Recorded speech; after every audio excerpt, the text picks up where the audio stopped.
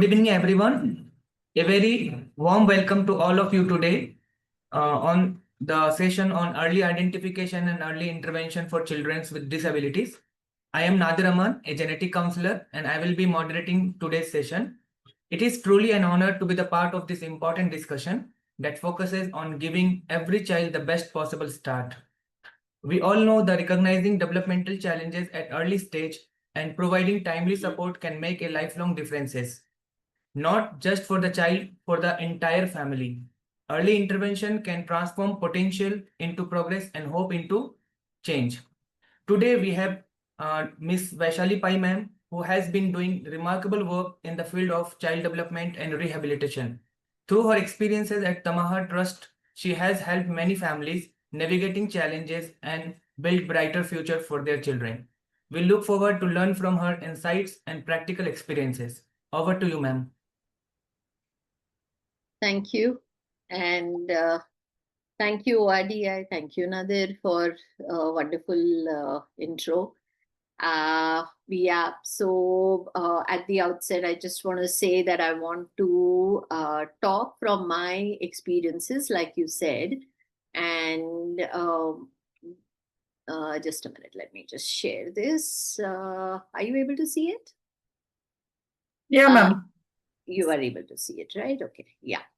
So today's talk is based on, like you mentioned, my experiences through the last so many years.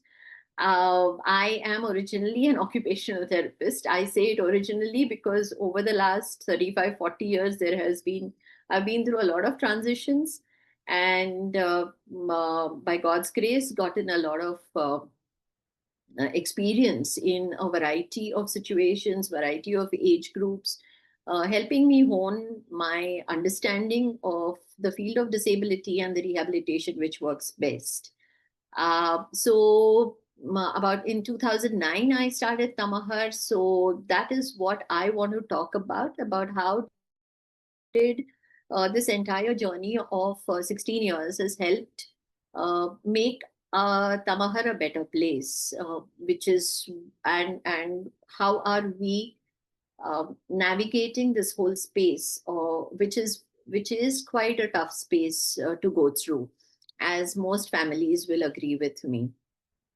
So, what were the sector challenges? So, like I said, I was an occupational therapist in my earlier life, spent about 25 years. And then in 2009, I started. And as I started, we looked at what were the core issues of the community that we are in. As you would know, with children with disabilities, there are multiple issues. One of the most important ones are the lack of community awareness, lack of awareness in the family, lack of support to the family when they decide that they want to navigate the space of rehabilitation. One of the India is probably better off than most of the low middle income countries, but yet we are pretty bad when it comes to having the number of professionals to match the demand. The number of professionals are about 10 to 1,000 is what the latest figures tell us. And of course, poor infrastructure. Now, this is what we realized we were dealing with. What else, apart from what is obvious, the ones that I mentioned, is that around 1/5 of the household's income, out of pocket income, is spent for rehabilitation purposes when it comes to children with disabilities. Now, that is a huge amount for people from low middle income areas. The long-term financial burden, as you can see over here, is basically taken from the US. But nevertheless, I mean, if it is this burden is this huge in the US, you can imagine what it is going to be for LMICs like us. In India, the numbers are staggering. If you take 1.75% of the entire population to have people with intellectual disabilities, the number is big, and I'm bad at math, so I'm not going to do that math, but that is a number that we have. within that number, about 15% have moderate to severe intellectual disability, which comes to around 25 to 37 lakhs. So we are living in a society which has an inordinate number of people who are living through life with a lot of intellectual challenges. The 53 million children under the age of 5 is a documented evidence. Now, having understood these problems, our solutions when we started Tamahar and as we are developing, we wanted to provide solutions that would be practical to the Indian scenario. So what we thought was that we needed to have integrated professional services under one roof.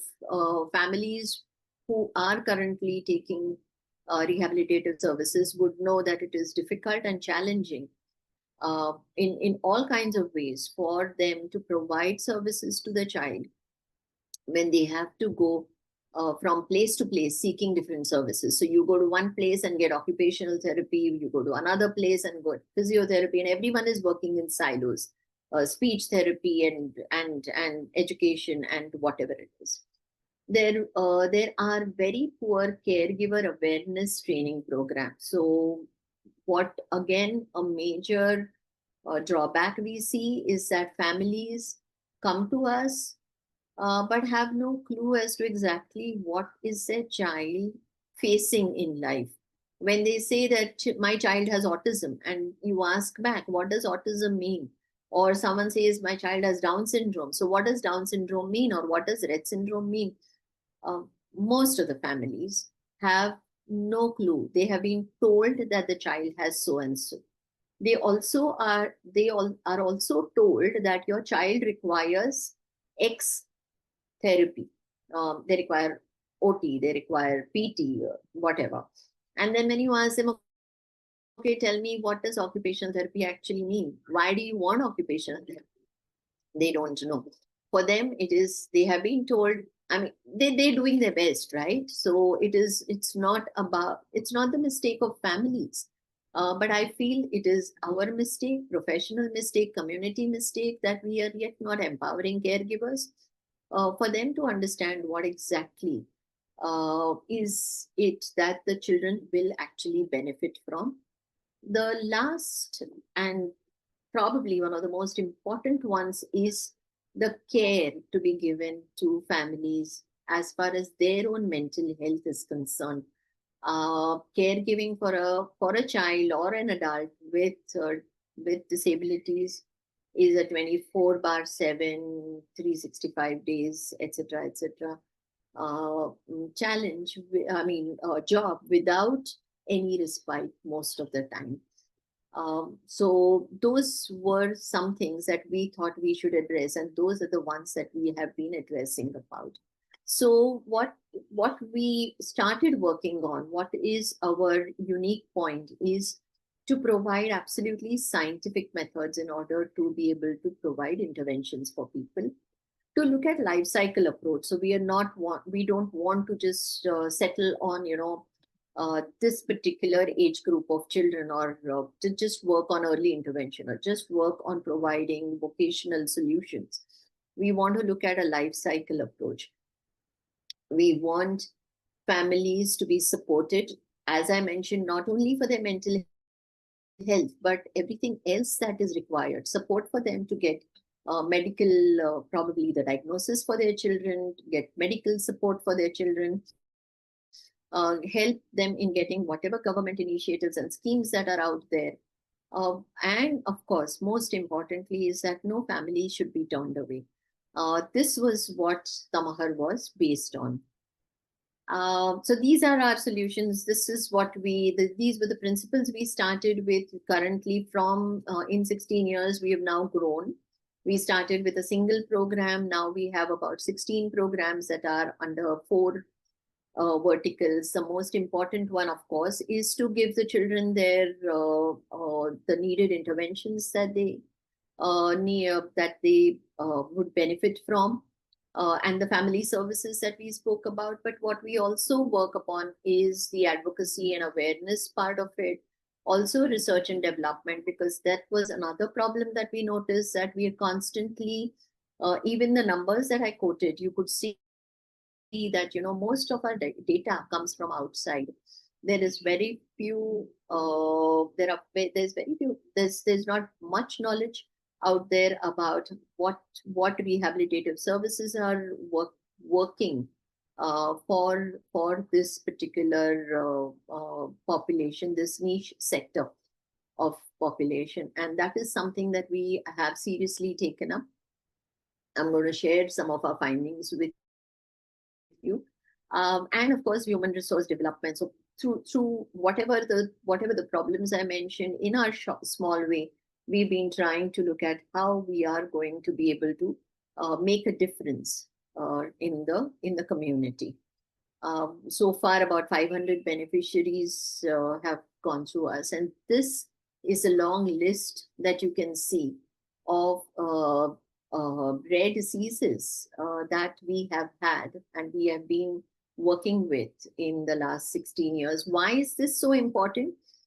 Because if you look at the number of children that have so far been, the lives that have been touched so far, and the current number of children that on a regular basis, 5 days a week, morning to evening, get our interventions, this number of 43 confirmed diagnoses, I feel, is in a way not sufficient, but a large number, considering that now in 2025, we've at least come to a point where we are able to identify conditions that can affect children.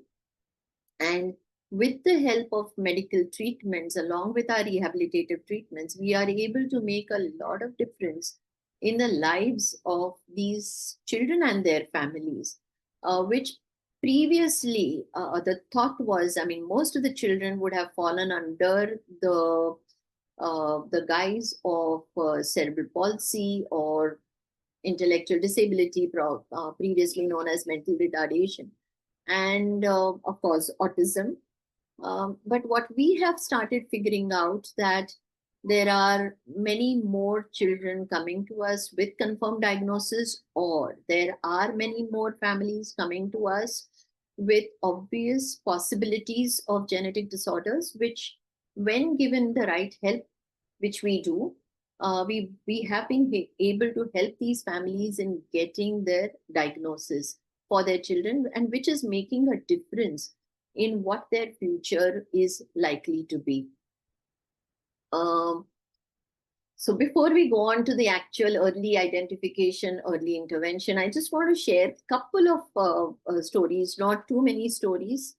So there was this child who came to us, and he was fine. He joined our early intervention. Now, I have not shared too much about our programs, but our early intervention program is a modified early intervention program than the West.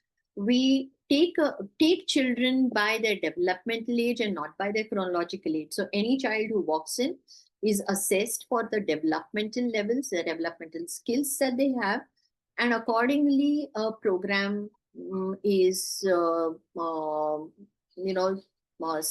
given to them or chosen for them. So this particular child came to us, his development at, I think, about 6 or 7 years was below 3 years.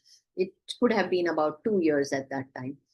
So he joined the early intervention program. And after the interventions that we gave, the child was able to develop further, his skills further, and reach the developmental age of about 3 years. And he was then transferred to the nursery program, which is a bridge program from early intervention to actual education or academic program. Now, early intervention is a 2.5 hour program. It's a half-day program. Nursery is a 5.5 or 6 hour program. This child transition to that program started over there. And then suddenly we noticed that there was a lot of behavior issues that started cropping up. He was not he was crying a lot, very irritable, probably having epilepsy. We were not sure about that. The family needed a lot of encouragement to go and get a genetic testing done. But at the, I mean, even before that, from nursery, we had to kind of bring the child back into early intervention. From early intervention, when he couldn't even sit for 2.5 hours, we had to bring him back to a 1 hour one-on-one set. And the parents, I mean, the family used to come to us from 30 kilometers away. So one fine day, the mother said, "What are we doing? You know, we are coming low middle class family. What are we doing? We're struggling so much." And that's when they felt that, okay, they needed to take this forward, and decided to do a genetic test. Thankfully for us, we were able to get a diagnosis. It was Bainbridge-Roper syndrome. At that point of time, I don't know, the numbers may have increased now, but at that time we were told that it was just 1 in 30 worldwide. The child got the necessary medical intervention that they needed. And I'm so happy to state that from the state in which the child was, today he's come back, and his development is about 4 years. He's about 8 years now. He's about 4 years in development or more. He's joined our academic section, and he's doing great. This story just tells you that, you know, if you're able to pick this early identification and are able to give in the interventions that they need at the appropriate time, there is a huge difference that can happen. The other couple of stories were of a child who came to us known as West syndrome. Luckily for us, the West syndrome stabilized. We didn't know how. And slowly but surely, we were able to take the child through early intervention, nursery, and again has joined academics. We obviously, if you know MPS, mucopolysaccharidosis, we had a family with San Filippo, and that's not a happy ending story, but we believe that at least we were able to reach somewhere where the preparation of the family for eventuality could be done. And for whatever number of years the family was with us, I think we were able to give the children some really happy times. The last story is of a girl with a Rett syndrome, one of the worst possible clinical pictures that we have seen, with absolutely devastating amount of epilepsy, etc. But this happy child, I wish I could have shown you pictures and videos of her. But this happy child was never without a smile. And the best smile that we remember, as I remember distinctly, is when this child, who was not even able to sit without support, was padded up completely and put in front of 3 stumps, with a mother helping her hold the bat, and was able to play cricket. That beautiful picture of a smile is never going to vanish from everybody's memory, those who could have seen it. Again, the whatever time span this sweet little girl had, we were able to add smiles to it. Not all stories are happy stories. They have sad endings, but probably there is something in it that might tell us what we are able to do or what we can do. So what does early identification help? Early identification, basically, as I was talking about, can help facilitate a child's development from wherever we are able to help the child from.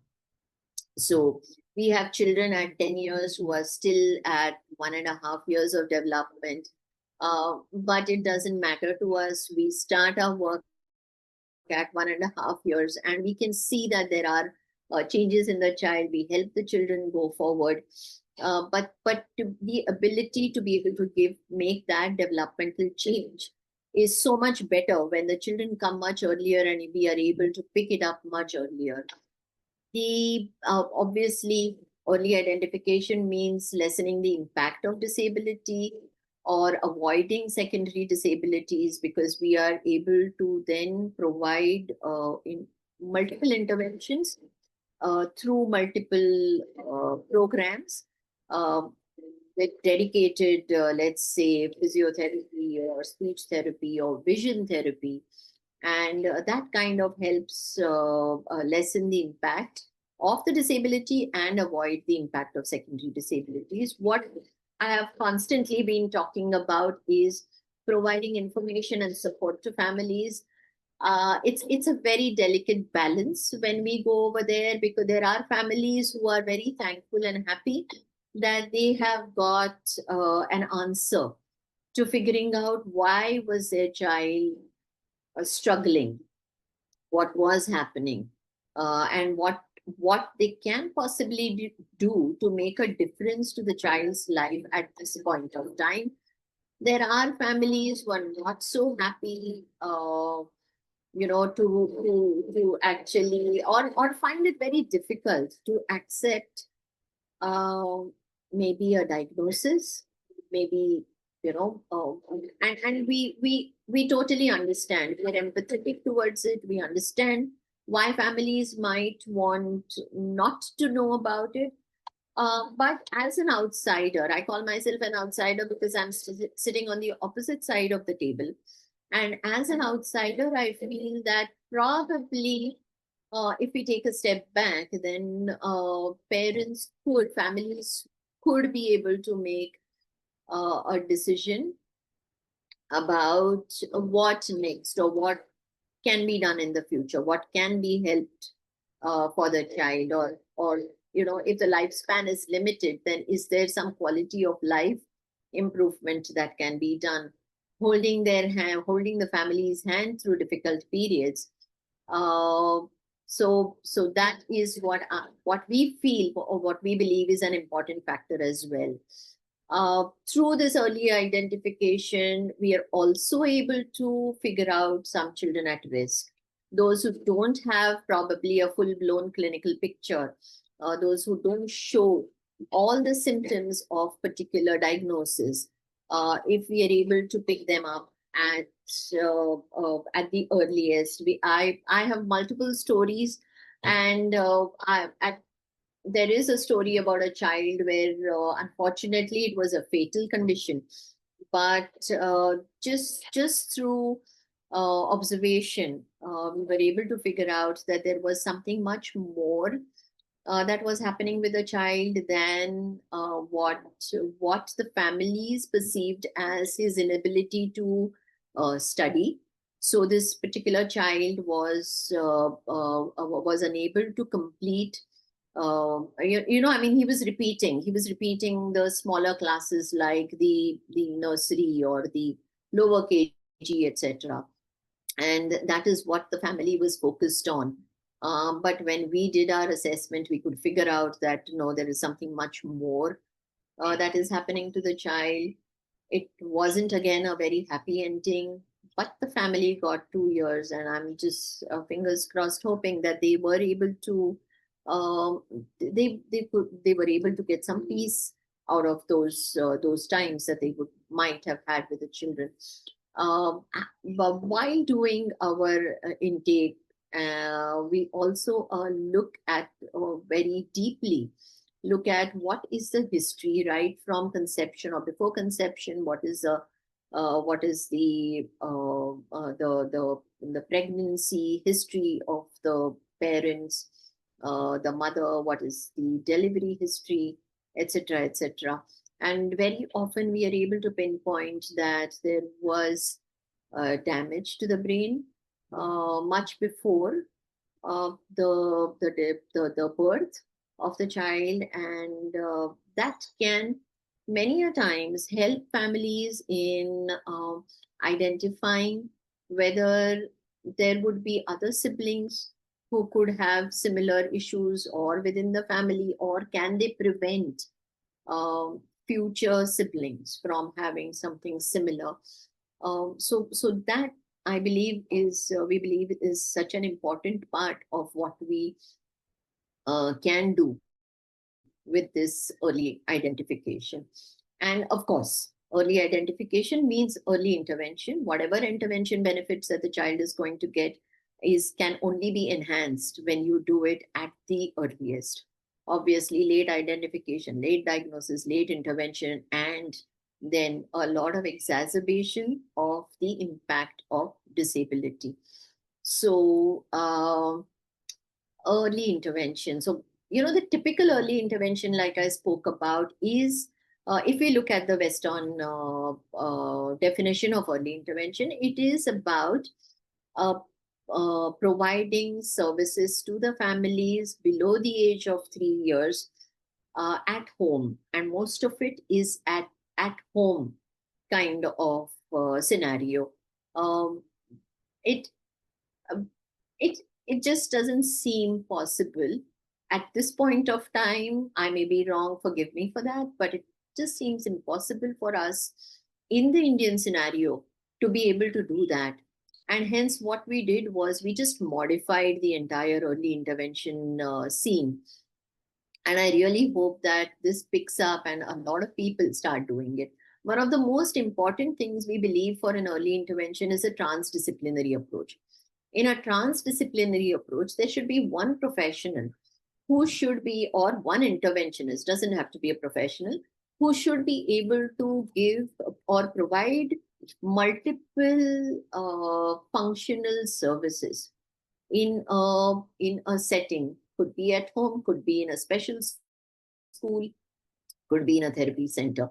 But during a single interventional activity, so if the child comes in, and bear in mind that we are talking about this child who is below 3 years of age, 3 years of developmental age. So while just playing with a child, if we're able to provide services whereby the body, the mind. So by the body, I mean physical therapy. By the mind, I mean special education. By doing fine motor activities, hand activities, or teaching the child how to button, unbutton. We are talking about occupational therapy. During the session, we are talking about communication and the speech therapy. So imagine a scenario where a scene where all of this can be given during that one particular activity, which for a child below 3 years of age is definitely through play. So you have play activities and the children are playing, the child is playing with one adult, and the one adult is able to engage the child through multiple things like this. And that's what we do in our early intervention program.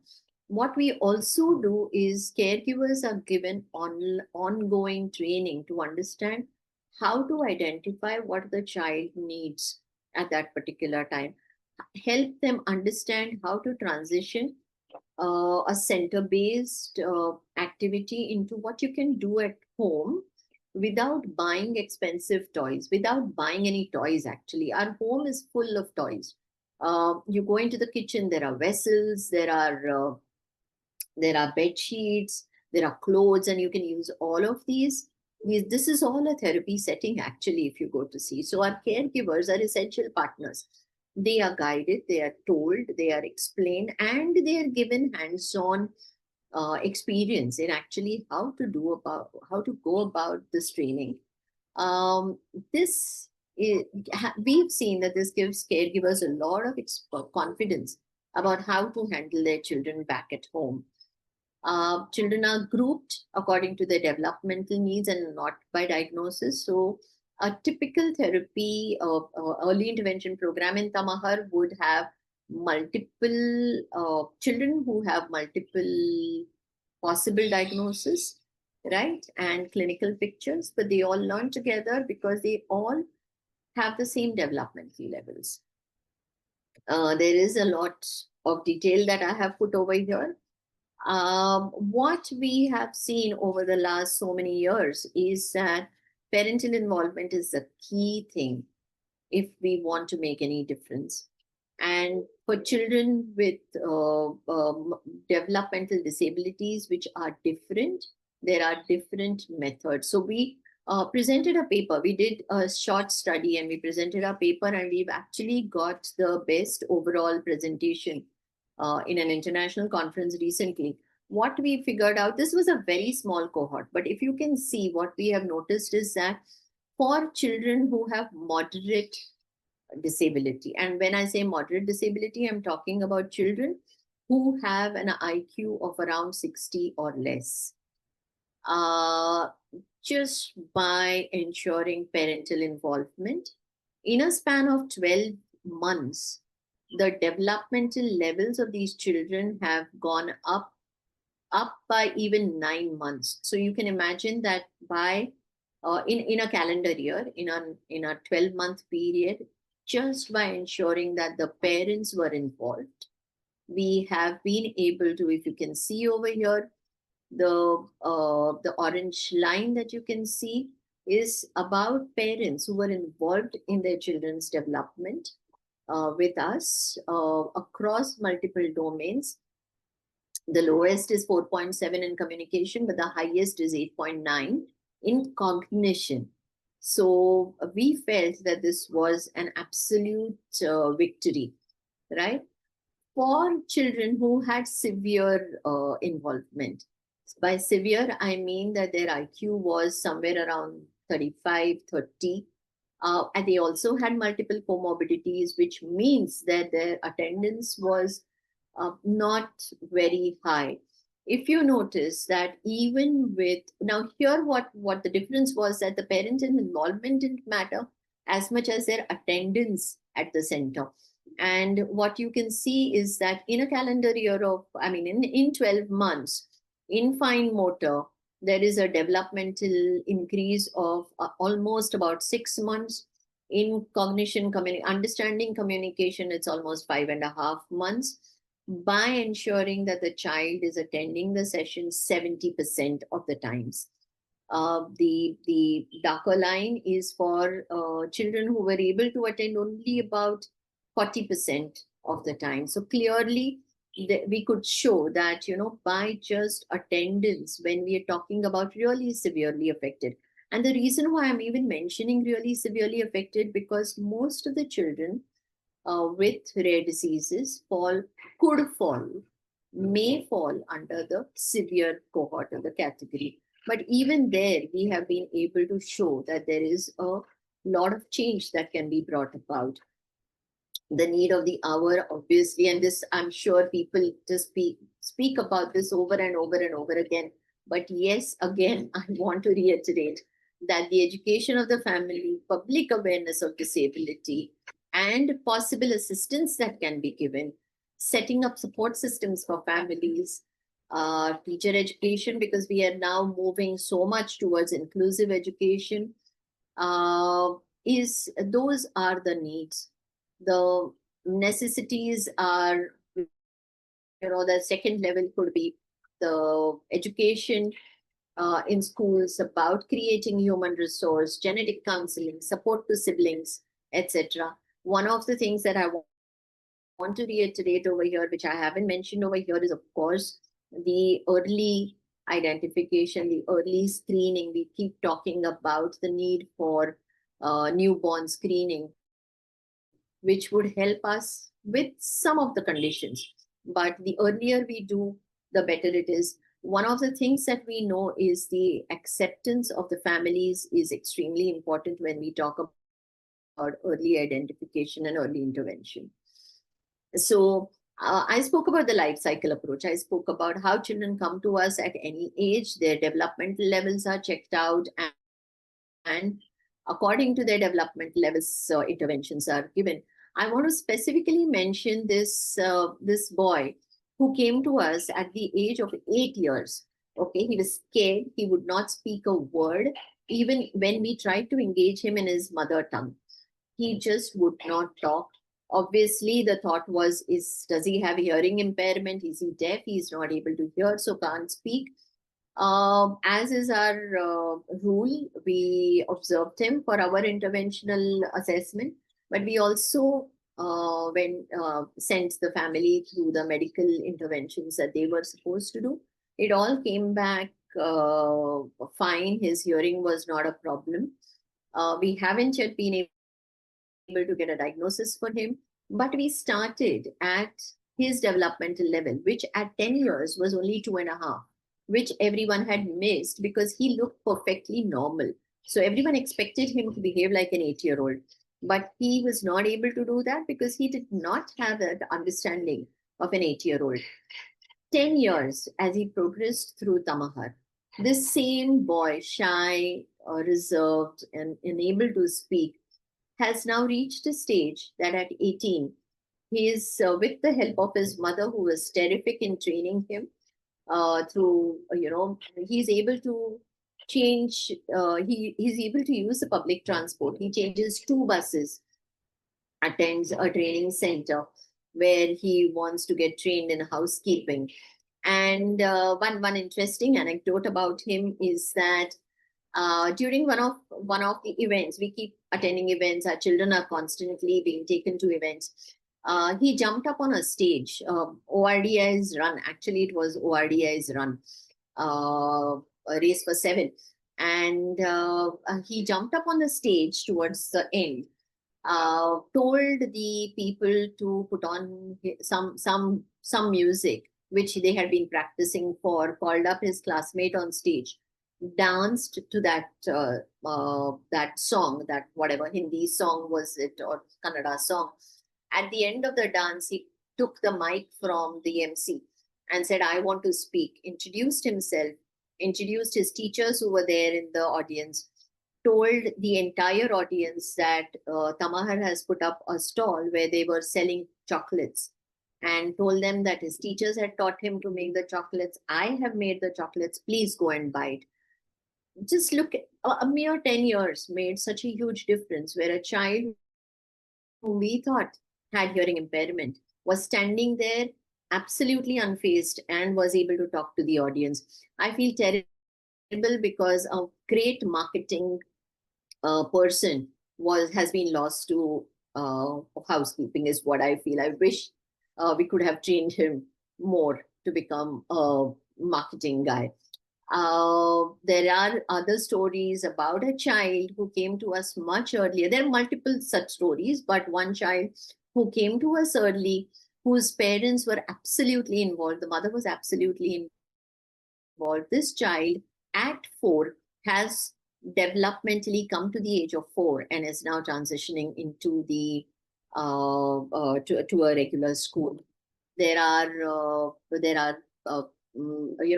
I mean, you can see that there are other stories of a mother.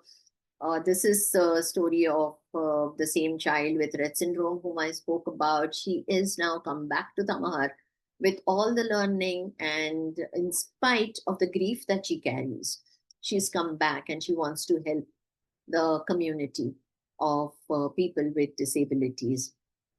So I'm going to skip some of the stories because there are just so many stories. Just one or two more stories. Let me talk about how things how things change.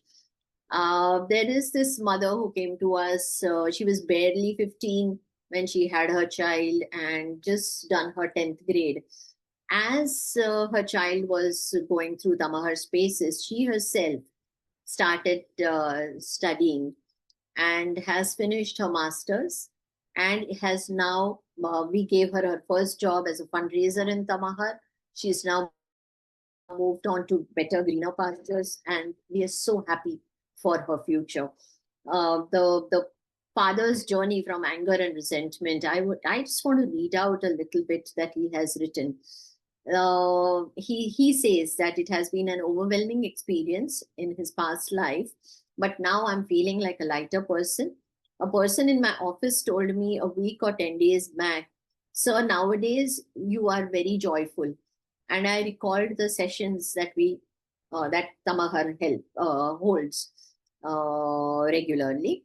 And he says that I'm listening to songs. I have the attitude of dekh lenge jo hoga, and I'm spending quality time with everyone. Less outing, more enjoyment, and living the moment.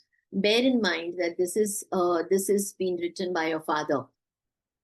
Nothing has changed in his life. His child still has a possible rare disease, still has developmental disability. But the changes that can be brought about in people are just immense if you do this early identification, early intervention, help families accept things, and the entire quality of life changes. We have another mother who was again quite uneducated, but now she is the primary breadwinner because she also has to deal with her husband's mental illness, which is quite a severe mental illness, and her child has an epileptic syndrome. We also provide respite care for families. So there was this story.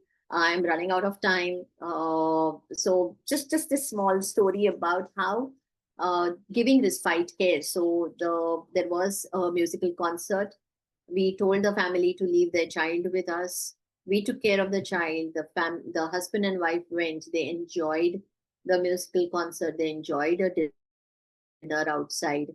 Um, I mean, could be anything. And they came back and they cried, saying that in 9 years of their marriage, after their child was born, this was the first time that they went out by themselves without a bother as to what is going to happen to my child. Now, these are the kind of changes that can be brought about in families. Imagine this qualitative change can make such a lot of difference in the way that families are able to take care of their wards, their children. Some of the awards that we have won through our work, there is a lot more work to do, and we are on it. So Tamahar works out of 4 sites in Malleshwaram, Bangalore. We hope that we will be able to reach many more families. So yes, that is our story. That is how early intervention, and unfortunately, the topic is so large that for me to be able to throw any more light on this is a bit tough. But I do hope that people have got a sense of what can be done when an early identification and early intervention is done. Yes. So thank you, ORDI, again for having me here, and I hope this was useful. It was really good, ma'am. It was completely experience based. So it is really a wonderful talk. So do we have any questions from the audience?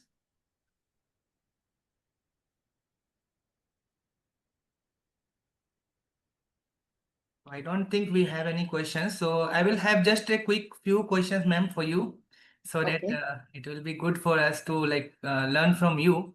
So according to the topic, what are the some of the earliest red flags that a parent or caregiver should watch in their children's? That Yes. like the So developmental milestones. correct. Yeah. So there are very easy to notice, but at the same time a little difficult because we are so taken up in our stuff. The From birth itself. So the red flags that I spoke about earlier during conception, during the pregnancy stage, etc., are something that can be noted. But once the obvious one is when the child does not breathe or has respiratory delayed respiration after birth. So that is one red flag. But some of the red flags that I like to focus on, or I ask the families, is that when the mother first started breastfeeding, was the child looking at the mother's face? Okay, this is a very typical thing that is very typically missed. So when the mother is breastfeeding or bottle feeding, the child generally focuses, I'm talking about an infant, newborn infant, generally focuses on the mother's face, the smile that comes in next, looking at people, the ability of the child to go to anybody during the first 9 months. But at the age of 9 months, the child starts identifying with their parents or the caregivers and refusing to go to anybody else. I'm not talking about the physical milestones because everyone knows, you're not head holding, you're not rolling at a particular time, or you're not sitting up at a particular time. These are the typical ones, right? But we miss out on these subtle milestones post birth that are, I feel, important. Some other things could be the crankiness the children show, a lack of sleeping, or very often there are children who do not who, the family says that, oh, my child was growing so rapidly that by 9 months the child was standing and climbing windows and jumping. And well, that is something that, we like children doing things quickly and early, but sometimes it's always good to stay within a certain average period. So those are some of the things that one can keep looking out for. Okay, that's good, ma'am. Second question from my side, it will be like, as most of the therapy centers or early interventions are in the like metro cities, so what strategies can help rural or low income families access early intervention and the services which are limited there? So how we can Difficult question. but actually required, ma'am. Yes, very much required. I totally agree with you. The way I feel that we can do things is to hold hands, to have collaborations between. There are organizations who work even in the rural areas or areas away from, tier 2, tier 3 cities. But very often what happens is there is no collaboration. So I'm not saying they're doing a bad job, but very often they may not have the benefit of learning certain new techniques or learning more in terms of intervention. And if there are collaborations, like if Tamahar is able to collaborate with somebody who is in the tier 2, tier 3 city, or somewhere like that, and we are able to do some knowledge sharing, then families can do. Of course, the government has set up multiple things. They have the early intervention centers set up, but then all of these centers, at least in Karnataka, I know they are in the district headquarters. So, so the multitudes of families reaching out to one district headquarter early intervention center is a difficult thing. So, well, that's collaborations. That's my only thought That is the that can only help. factor which Yes. So, Yes. okay, Yeah. ma'am, that is the good one. The last, I will be like, it is not related to the topic, but if you had to summarize your experiences in one sentence, that what early intervention mean to you personally. So, how you will summarize in just one sentence or two? Early intervention summary is actually beautiful. To me, it is beauty. Just to see the change in the children from the smiles on the children's faces, the smiles on the families' faces, they say it all. Those make us happy. Definitely. That's early intervention That is for the me. one thing which makes us work harder. Absolutely. Absolutely. Okay, that's Yeah. really great, ma'am, to listen to you, and it was a very wonderful session. Anything else from ORDI or any of the audience we can?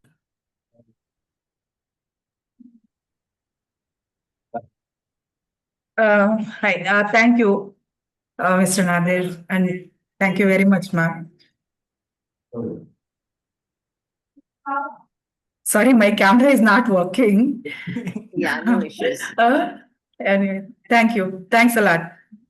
Okay, Okay. thank you everyone who joined us today. It was a very Thank wonderful you. session Yeah. and having you all together here. Thank you so much.